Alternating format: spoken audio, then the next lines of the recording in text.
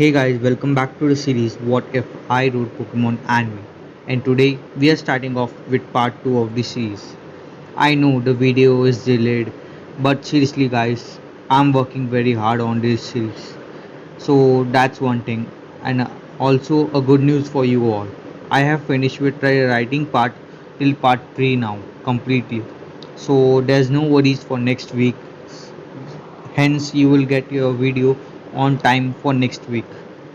And for today we are covering the journey from the Pewter City, so do watch the last part if you have missed it, or else you might have problems in understanding the events that are going to happen today.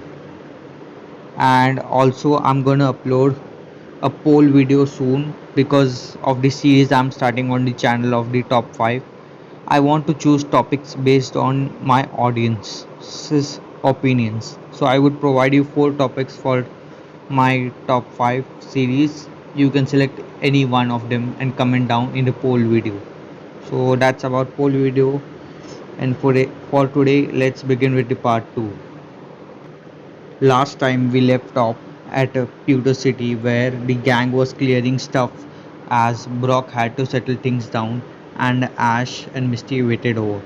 Today the gang reached Mount Moon and they are trying to stop Team Rocket, who is messing around with the local wildlife in hopes of finding the rare moonstone for their own purpose. However, with the help of Seymour, the scientist, and the gang saves the moonstone as well as the Clefairies. So together the Clefairies evolve into Clefables and guard the moonstone from now.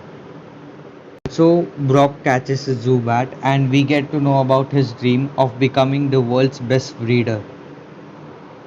This is important as this is the first instance where we get to know about Brock's dreams and his intentions on joining the gang for the journeys ahead. In quest of collecting gym badges, Ash heads to the Cerulean City, intending to confront the Cerulean City gym leader and win the Cascade badge. And for some reason, Misty expresses a desire to avoid the Cerulean City and disappears along the way. Anyways, upon entering the gym, Ash and Pikachu are entranced by a synchronized swimming show being performed by three beautiful sisters. Unsure if he has really found another gym rather than the Pokemon gym he was searching for, he prepares to leave.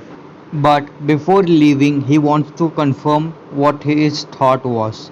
So he asked the three sisters what actually was happening. The three sisters revealed that they are the gym leaders, but have since converted the gym into an aquarium and are holding water shows to afford the cost of multiple things required to maintain the gym, since it's after all basically an aquarium.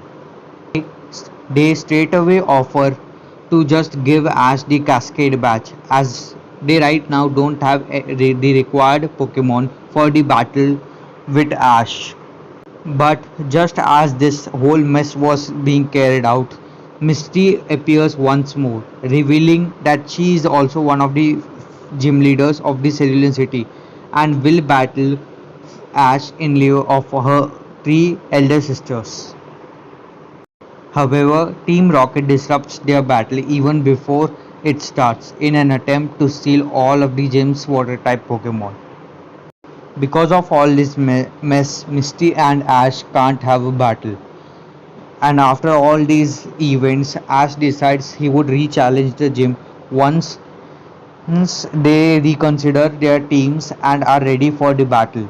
But Misty interrupts and decides that she would be the one to accept Ash's challenge once he's ready to challenge her again. The sisters also agree and they leave for next destination. The gang is now moving towards their next destination for Ash's gym battle, which is technically Vermilion City, and they are trying to get out of a forest which they mislanded due to Ash's. They stop by a pond for a break and have lunch. When they're having lunch, they see an Oddish and Ash and Misty try to capture it. But then a Bulbasaur comes in and rescues the Oddish out of nowhere. Since they missed Oddish as well as Bulbasaur, they continue on their journey and keep getting in traps until Bulbasaur's real owner, Melanie, saves them and brings them back to her cabin. It turns out that she helps sick, injured, and abandoned Pokemon right here in the forest, and she's the one who set those traps in order to protect them from hunters and various trainers who come to hunt them down. So the gang also decides to help her out for some time. While Team Rocket decides to steal all the Pokemon as always, while Brock wonders if he should stay with Melanie and help her out, since she is also doing stuff which usually breeders do.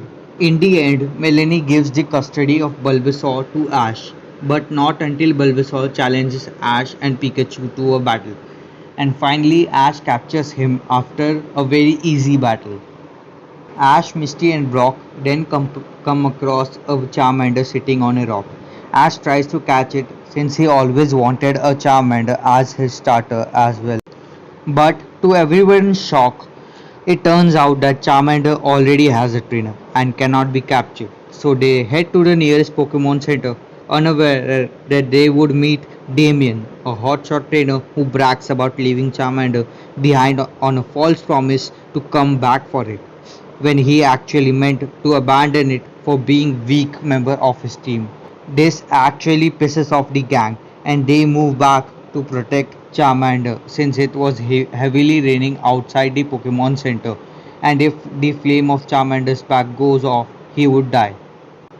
The gang hurries to rescue Charmander between a severely heavy rain, but Charmander returns to where he was abandoned actually after healing up.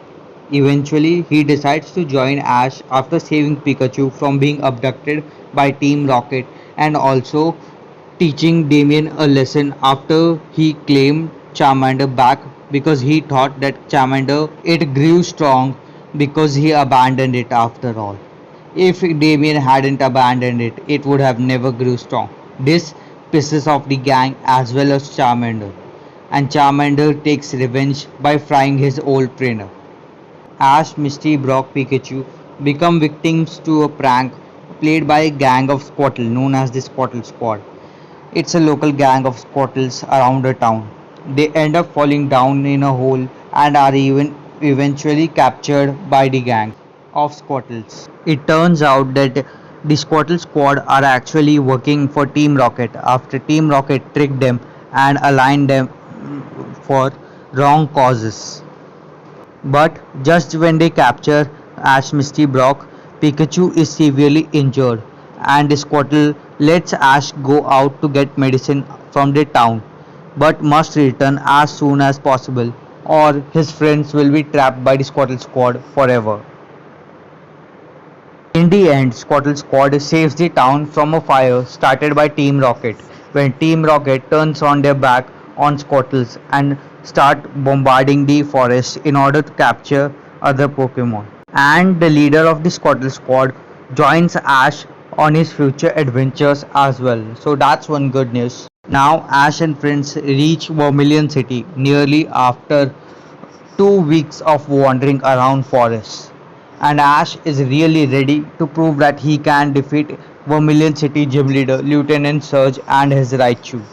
However, to Ash's shock, Ash discovers many trainers already failed to defeat Lieutenant Surge, who taunts Ash for not evolving his Pikachu, as he thinks that Pikachu is very weak and only way of utilizing it is by evolving it. Because of the words of Lieutenant Surge, Ash actually thinks about it and asks Pikachu, does it actually want to evolve? But Pikachu strictly refuses it and takes oath that it would defeat Raichu without its evolution. It's one of the most iconic scenes from the original series and the whole Pokemon anime.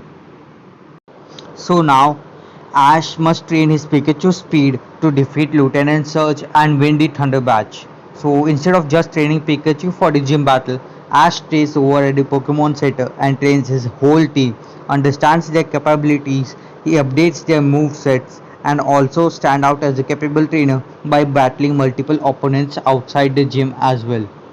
Finally, after lots of training, the battle between Lieutenant Surge and Ash begins. It's a tree on tree battle. Surge begins with his wall top, and Ash begins with his Bulbasaur. With no trouble, Bulbasaur takes down wall top. But then comes Electabuzz, who beats Bulbasaur using Fire Punch. Now Ash picks a Cubone as his next choice. But Electabuzz and Cubone get into a tough battle, with the Electabuzz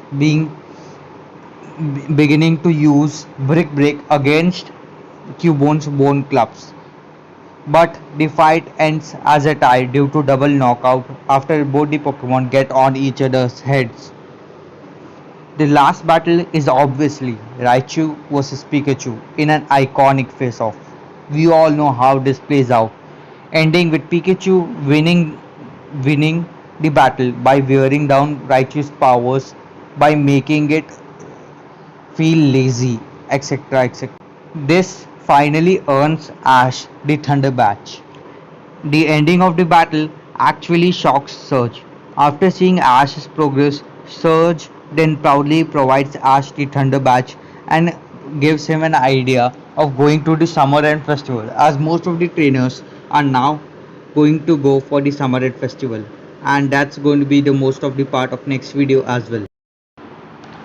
So that's it for today, guys. Please comment down your thoughts and pitch ideas if any. Do subscribe, like, and share if you like my content. Also, in next video there are many surprises coming up, and one of them is return of Gary Oak. I know these videos are short, but take lot of time in preparation and production of these videos. So please show some love for the channel. See you next week with the beginning of top 5 series. Thank you.